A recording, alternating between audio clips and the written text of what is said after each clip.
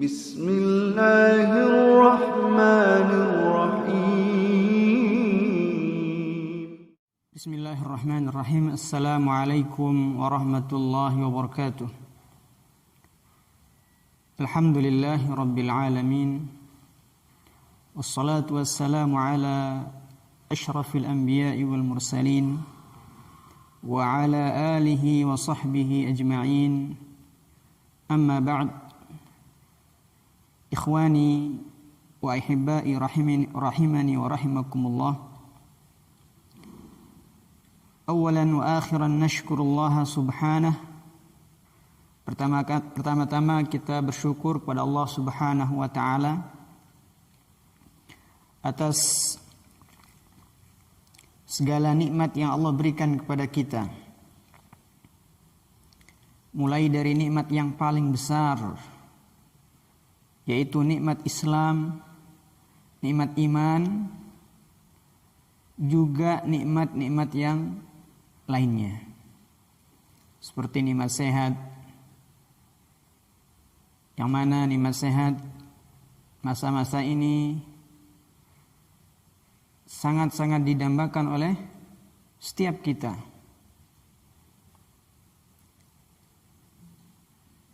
Di masa-masa sulit seperti ini, masa pandemi seperti ini,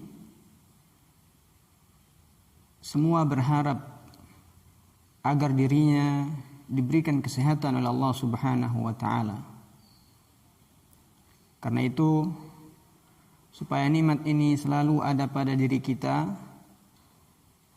maka kita senantiasa minta kepada Allah Subhanahu wa ta'ala. Kemudian setelah itu kita berusaha untuk menjalankan protokol-protokol kesehatan yang telah ditetapkan oleh pemerintah. Supaya apa? Supaya kita aman. Supaya kita tidak terjangkiti dengan COVID-19 ini. Semoga kita, antum dan keluarga semua diberikan atau di bawah lindungan Allah Subhanahu wa ta'ala. Amin ya rabbal alamin. Abna'i at-talabah, anak-anakku yang semoga dirahmati oleh Allah Subhanahu wa ta'ala. Pada pertemuan sebelumnya kita sudah memulai di adab al-masjid. Adab kita, apa saja yang harus kita lakukan ketika kita berada di masjid. Yang pertama, kemarin kita sudah bahas di antara adab seorang muslim ketika hendak menuju ke masjid adalah berdoa ketika berangkat ke masjid. Doanya semoga antum sudah hafal semua. Allahumma ja'al fi qalbi nuran, dan seterusnya. Antum bisa hafalkan dan bisa dapatkan di buku-buku doa yang ada. Kemudian yang kedua, mempersiapkan diri atau at-tahayyu lidzihab ilal masjid bit-taharah. Berangkat ke masjid sudah dalam keadaan suci, sudah memiliki wudu. Jadi alangkah bagusnya ketika kita ingin datang ke masjid sudah dalam keadaan berwudu. Karena dengan seperti ini kita akan mendapatkan keutamaan yang dijanjikan oleh Rasul sallallahu alaihi wasallam. Apa keutamaannya? Orang yang bersuci, berwudu, kemudian dia berangkat ke masjid, setiap langkahnya akan menggugurkan dosa dan kesalahannya, dan langkah berikutnya akan menjadi penyebab derajatnya diangkat oleh Allah Subhanahu wa ta'ala. Yang ketiga, kemarin yang sudah kita bahas adalah inha jami'il a'mal ad-dunyawiyah, menghentikan semua aktivitas dunia. Yang keempat, taqdimur rijl al-yumna inda dukhulil masjid, mendahulukan kaki kanan ketika kita mau masuk masjid. Kemudian membaca doa Bismillah Allahumma ftahli abwaab rahmatik atau doa yang lainnya. Kemudian selanjutnya yang kemarin yang sudah kita bahas, yustahabbu an yanwi al-i'tikaf, dianjurkan bagi kita semua yang datang ke masjid untuk meniatkan i'tikaf.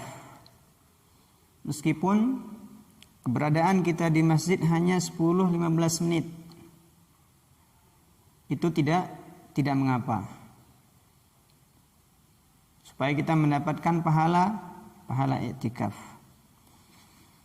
Kemudian yang keenam kemarin adalah taqdimur rijl al-yusra indal khuruj, mendahulukan kaki kiri ketika keluar dari masjid. Kemudian baca apa? Allahumma inni as'aluka min fadlik.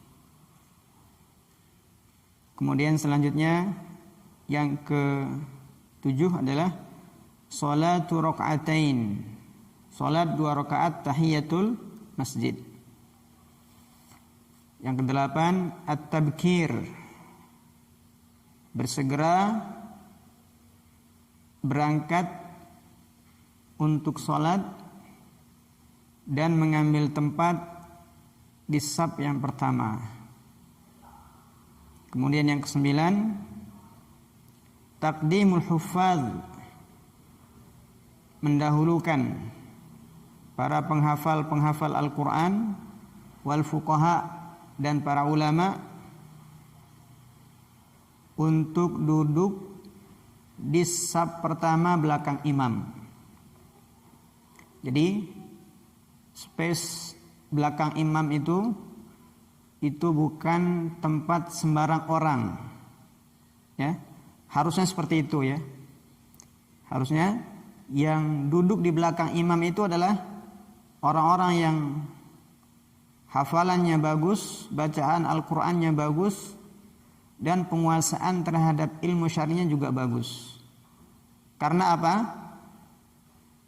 Sebagai atau nanti ketika si imam kalau misalnya batal wudunya atau lupa dalam sholatnya, mereka lah orang-orang yang di belakang ini akan mengingatkan si imam tadi. Makanya harus ngerti agama dan hafalannya mantap. Karena kalau nggak ngerti agama, kemudian hafalannya nggak punya hafalan, kemudian imam lupa nggak bisa melanjutkan, bagaimana dia mungkin bisa untuk memberitahukan, ya, si imam tersebut. Karena itu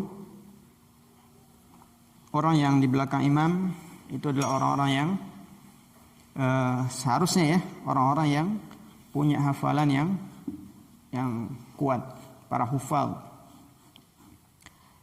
Baik, kita lanjut di adab yang berikutnya dari adab-adab masjid, yaitu adab yang ke-11.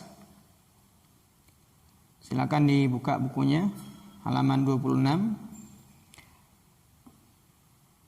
Tajannubu akli thum awil basal,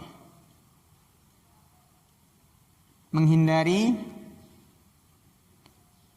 tajannub atau tidak, ya, menghindari akli, makan, as-thum, thum itu bawang putih, au al-basal, dan juga bawang merah. Ketika kita hendak masuk ke dalam satu masjid, kita harus pastikan bahwasanya kita bukan kita tidak sedang makan atau makan bawang merah atau bawang putih, ya.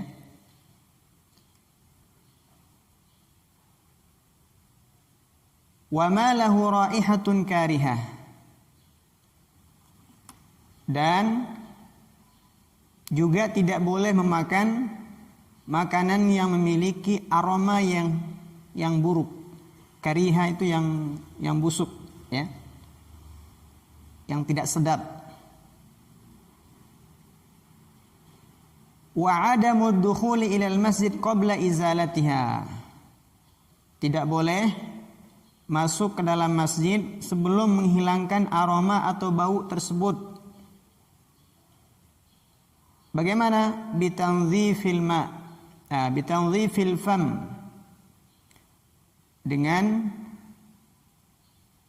membersihkan mulut. Bil ma'i wal fursyati, dengan air dan sikat. Wal ma'jun, dan odol atau pasta.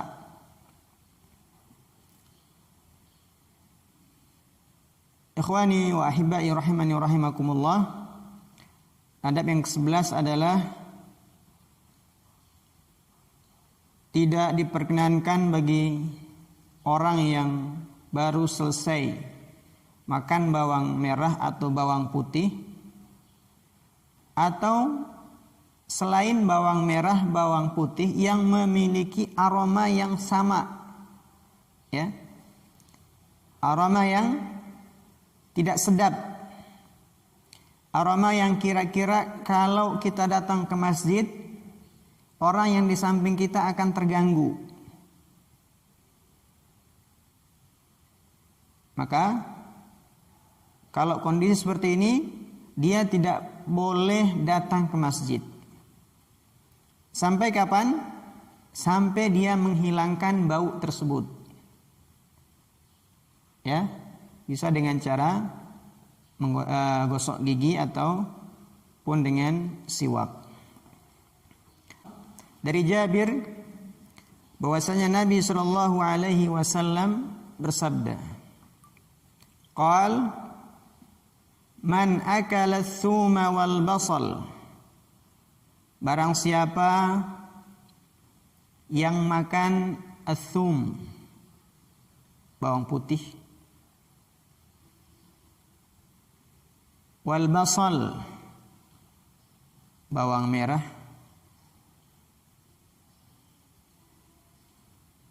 wal kurraz,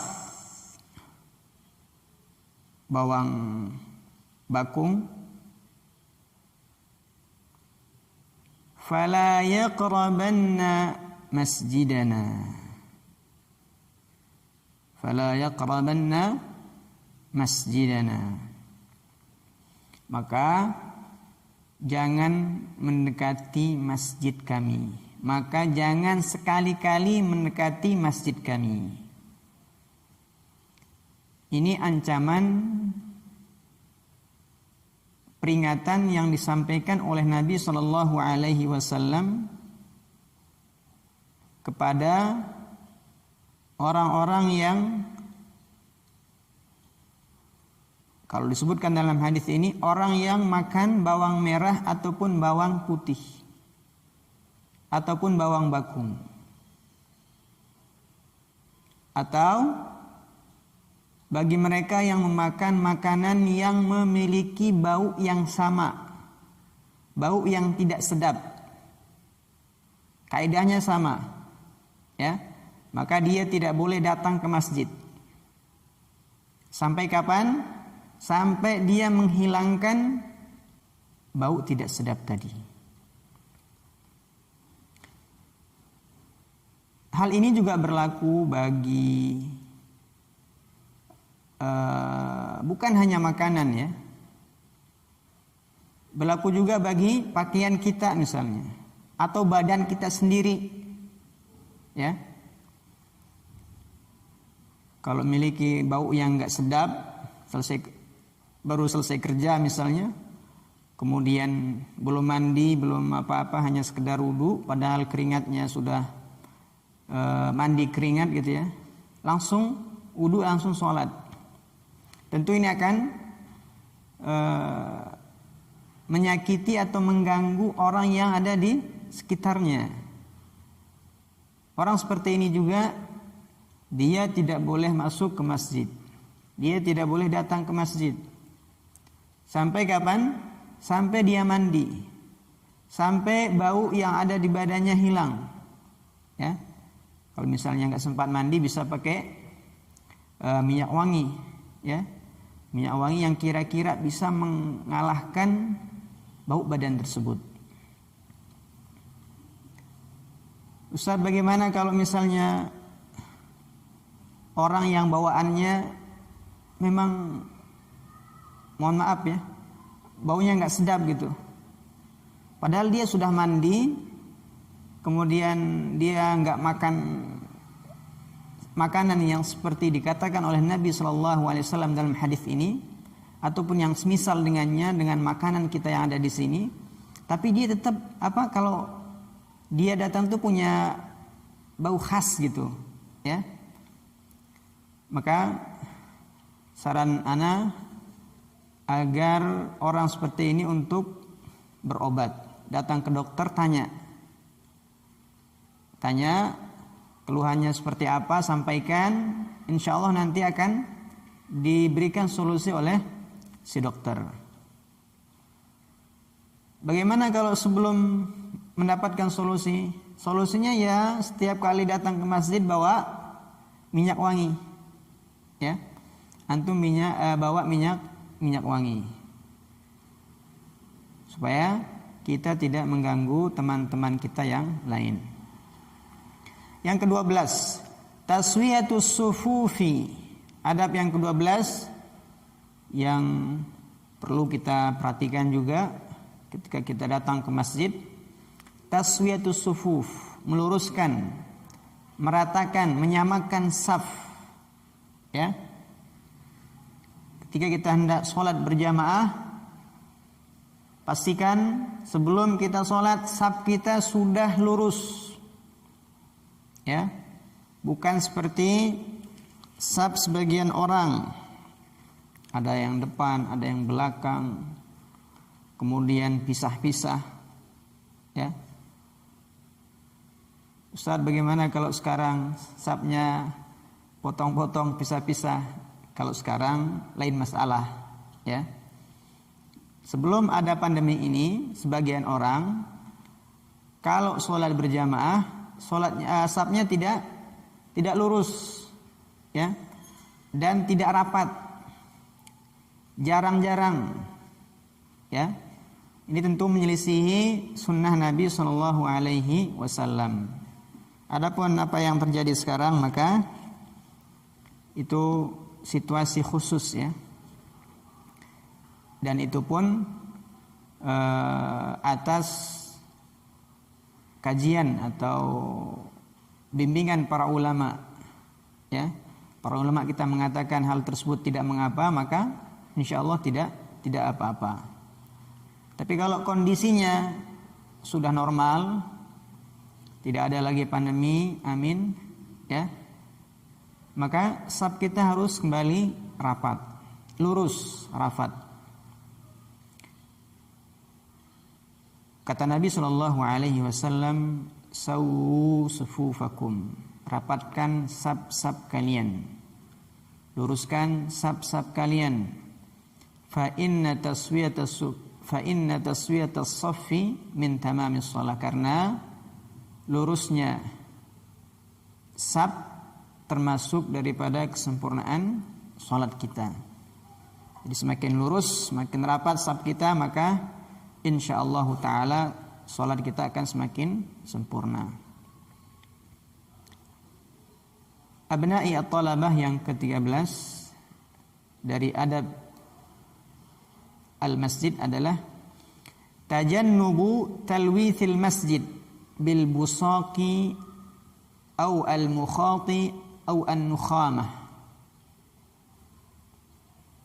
Tidak talwith, mengotori, tidak mengotori masjid bil busaq. Busaq itu ludah. Tidak boleh kita berludah sembarangan di masjid. Jangankan di masjid, di tempat biasa saja kita tidak boleh berludah sembarangan, apalagi di masjid. Au al-mukhad, atau ingus, ya, tidak boleh buang ingus sembarangan. An-nukhamah, juga tidak boleh membuang nakhamah, an-nukhamah, dahak.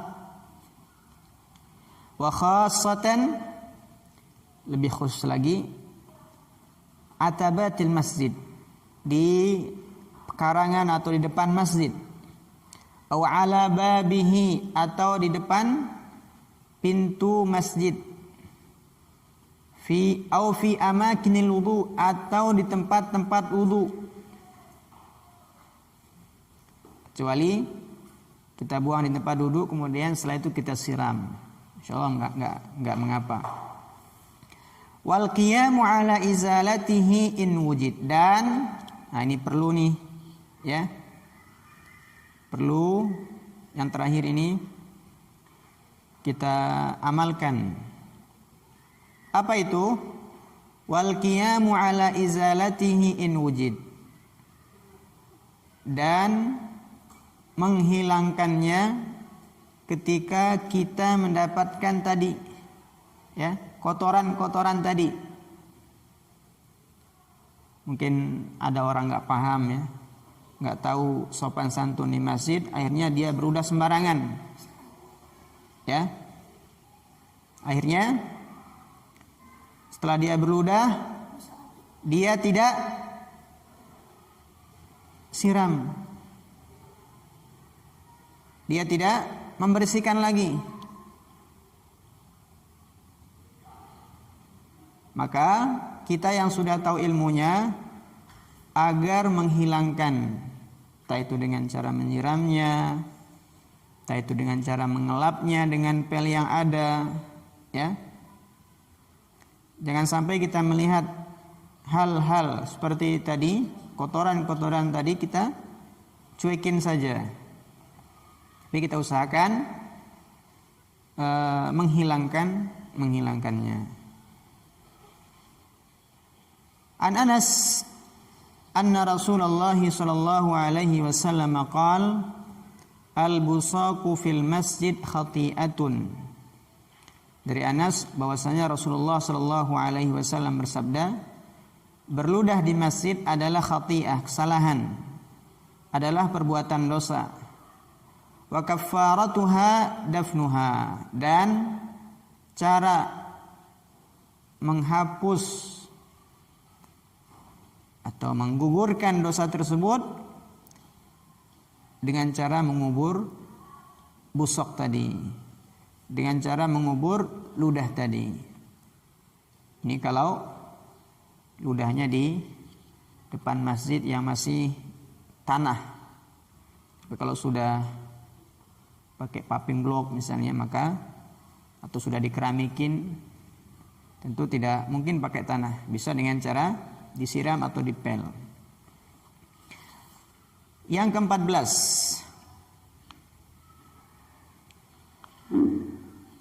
adamul lahwi wal la'ibi wal jaryi wa raf'il aswat walau bi qira'atil Qur'an ala wajhin yushawwishu 'ala al musallin aw adh-dhakirin aw al mutadarisin lil ilmi. Tidak boleh berbuat sia-sia, wal la'ib, bermain-main, bercanda di masjid,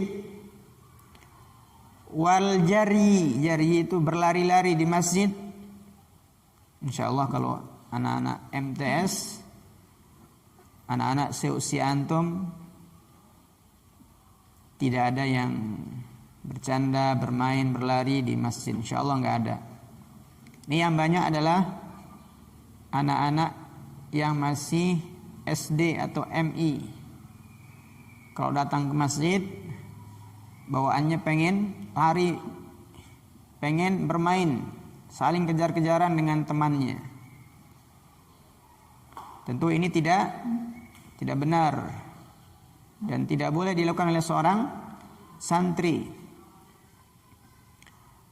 Tidak boleh berbuat sia-sia, bermain, berlari, warafil aswat, dan mengangkat suara, teriak-teriak di masjid. Walau bi qiraatil Quran, meskipun dengan membaca Al-Quran, ya, meskipun kita baca Al-Quran, kita nggak boleh teriak-teriak atau meninggikan suara ketika kita baca Al-Quran juga nggak boleh. Kenapa? Ala wajhil yushawis alal musallin. Kalau sekiranya bacaan Al-Quran kita tadi bisa mengganggu, yushawis itu mengganggu orang-orang yang sedang sholat, atau bacaan Al-Quran kita tadi mengganggu orang-orang yang sedang zikir, atau bacaan Al-Quran kita tadi yang keras tadi mengganggu orang-orang yang mutadarisin, orang-orang yang belajar, ya, orang-orang yang mempelajari ilmu, orang-orang yang menghadiri kajian misalnya. Wa an Abi Sa'id qala i'takafa Rasulullah sallallahu alaihi wasallam fil masjid. Dari Abu Sa'id, dia berkata Rasulullah sallallahu alaihi wasallam, dari Abu Sa'id ia berkata, satu hari Rasulullah sallallahu alaihi wasallam beriktikaf di masjid. Fasami'ahum yajharuna bil qiraah. Nabi pun mendengar mereka membaca Al-Quran dengan suara yang lantang, yang nyaring. Fakashafa sitra, maka Rasul sallallahu alaihi wasallam membuka tabir, membuka tirai, ya, sitar. Waqal, kemudian Nabi sallallahu alaihi wasallam bersabda, ala inna kullakum munajin rabbah.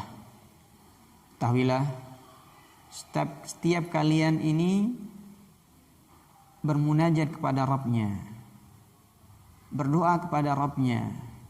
Setiap kalian yang ada di masjid ini, kata beliau, sedang bermunajat kepada Allah Subhanahu wa ta'ala. Fala yu'dhiyanna ba'dukum ba'dha. Karena itu janganlah sebagian dari kalian menyakiti yang lainnya. Wala yarfa' ba'dukum ala ba'din fil qiraah. Juga jangan sebagian dari kalian mengangkat, meninggikan bacaannya atas bacaan yang lain. Au qal fis shalah, atau beliau berkata dalam salatnya. Kalau kita meninggikan suara kita ketika membaca Al-Quran saja tidak boleh, kalau ada orang yang sedang sholat atau orang yang sedang berzikir, maka apakah lagi kalau hanya sekedar bermain-main, maka tentu sangat-sangat tidak boleh. Yang ke-15, adamul mururi baina yadayil musalli. Ini penting ini. Adamul murur baina yaday al-musalli. Tidak boleh lewat di depan orang yang sedang sholat. Tidak boleh lewat di depan orang yang sedang sholat.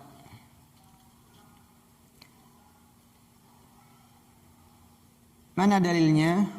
Rasulullah sallallahu alaihi wasallam bersabda, "Law ya'lamul marru baina yadayil musalli madza 'alaihi lakana an yaqifa 40 khairan lahu min an yamurra baina yadayhi." Law ya'lamul marru baina yadayil musalli madza 'alaihi, kalau sekiranya orang yang berjalan di depan orang yang sholat tahu betapa besarnya dosa perbuatan tersebut, lakana an yaqif, niscaya ia akan berhenti arba'ina 40 hari, 40 bulan, 40 jam, ya. Di sini tidak disebutkan. Berhenti selama 40 itu lebih baik, itu lebih bagus daripada ia melewati orang yang sedang sholat. Jadi perbuatan berjalan di hadapan orang yang sedang sholat, berjalan di tempat antara orang yang sholat dengan sutrah. Sutrah itu namanya pembatas, ya. Sutrah itu artinya pembatas. Kalau misalnya pembatasnya tembok, kemudian orang yang sholat, kemudian kita lewat di antara kedua benda ini, atau di antara orang yang sholat dan tembok ini, maka kita sudah masuk dalam hadis ini, ya. Dosa besar, ya. Karena kata Nabi, kalau misalnya orang yang lewat di depan sholat itu tahu betapa besarnya dosa yang dia dapatkan dari berjalan di depan orang yang sholat tadi, niscaya dia akan memilih berhenti menunggu selama 40, wallahu a'lam di sini 40 hari atau 40 bulan. Dia akan sabar untuk menunggu hal tersebut. Itu yang ke-15.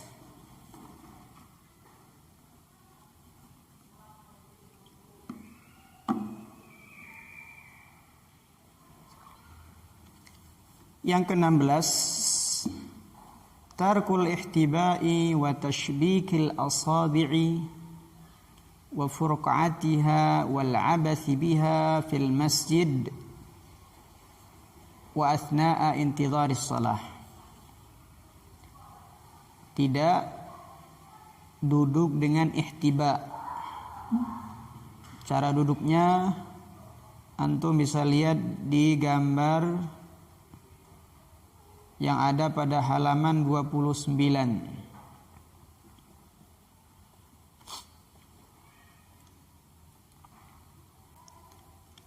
Ihtiba, duduk ihtiba seperti yang ada di gambar. Wa tashbikil asabi', dan tashbik. Tashbik itu menyilangkan jari jemari. Tashbik al-asabi', menyilangkan jari jemari. Wa furqa'atiha. Furqa' itu bermain-main, ya. Bermain-main. Wal 'abas. Al-'abas juga sama, ya.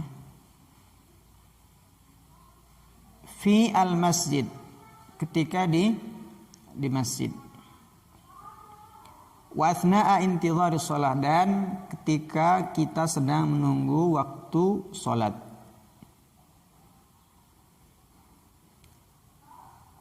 Poinnya, ketika kita berada di masjid, kita tidak boleh duduk seperti ini. Tetapi sebagian ulama mengatakan bahwasanya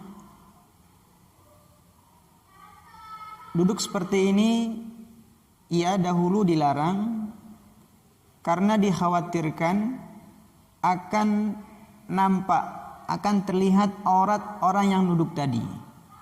Karena zaman dahulu mungkin orang yang pakai celana jarang, ya. Dia hanya pakai jubah misalnya, kemudian pakai dalamannya tidak pakai celana mungkin, ya, wallahu alam. Kalau misalnya dia duduk seperti itu, dikhawatirkan akan nampak auratnya, maka dilarang. Adapun di zaman kita hari ini, insyaallah taala hampir semua kita kalau datang ke masjid memakai celana panjang, maka meskipun kita duduk seperti ini, aurat yang dikhawatirkan tadi akan kelihatan tidak akan terjadi. Karena itu sebagian ulama mengatakan tidak apa-apa, ya, tidak apa-apa duduk seperti ini kalau sudah memakai celana, karena illah atau sebab dilarang tadi sudah tidak ada lagi. Baik, kita lanjut. An Abi Sa'id Al-Khudri, Abi Sa'id Al-Khudri berkata, bainama ana ma'a Abi Sa'id Al-Khudri, suatu ketika kami, itu saya bersama Rasul sallallahu alaihi wasallam,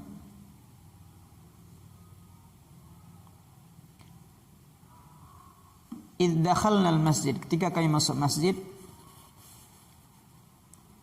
fa idza rajulun jalisun fi wasatil masjid, tiba-tiba ada seseorang yang duduk di tengah masjid, muhtabiyan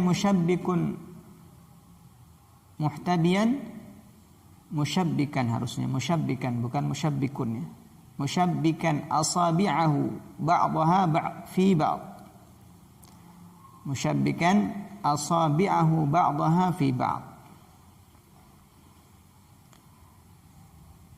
Seorang yang duduk dengan cara memeluk lututnya dan mempersilangkan jari-jari tangannya. Fa asyara ilaihi Rasulullah, kemudian Rasul sallallahu alaihi wasallam mengisyaratkan kepadanya agar jangan duduk seperti itu. Falam yaftinur rajul, cuman sayangnya sahabat yang diberikan isyarat tadi tidak paham. Lam yaftin ar-rajul li isyarati Rasulillah, dia tidak paham dengan isyarat Rasul sallallahu alaihi wasallam tadi. Faltafata ila Abi Sa'id, kemudian beliau pun menengok kepada Abu Sa'id lalu bersabda, idza kana ahadukum fil masjid fala yushabbikanna, kalau salah satu dari kalian sedang di masjid, maka jangan menyilang atau mempersilangkan jari-jarinya. Fa inna tashbika minasyaiton, karena menyilang jari jemari itu adalah perbuatannya syaitan. Wa inna ahadakum la yazalu fi salatin, ini yang penting nih, sesungguhnya salah satu dari kalian la yazalu, senantiasa berada fi salatin, dalam salat, ya, madama fil masjid, selama antum berada di masjid, hatta yakhruja minhu, sampai antum keluar. Ini keutamaan yang sangat besar yang akan didapatkan oleh orang-orang yang senantiasa datang ke masjid untuk menunaikan sholat berjamaah. Kemudian adab yang selanjutnya, yang ke-17, insyaallah ta'ala kita akan lanjutkan di pertemuan berikutnya. Insyaallah ta'ala kalau masih ada umur. Untuk hari ini kita cukupkan sampai di adab yang ke-16. Alhamdulillah, hari ini kita bisa membahas ada 6 adab di masjid. Semoga kita diberikan kekuatan oleh Allah Subhanahu wa taala untuk mengamalkan adab-adab ini ketika kita datang di masjid. Baik, kita cukupkan sampai di sini, kurang dan lebihnya saya mohon maaf. Kita akhiri dengan baca doa kafaratul majlis.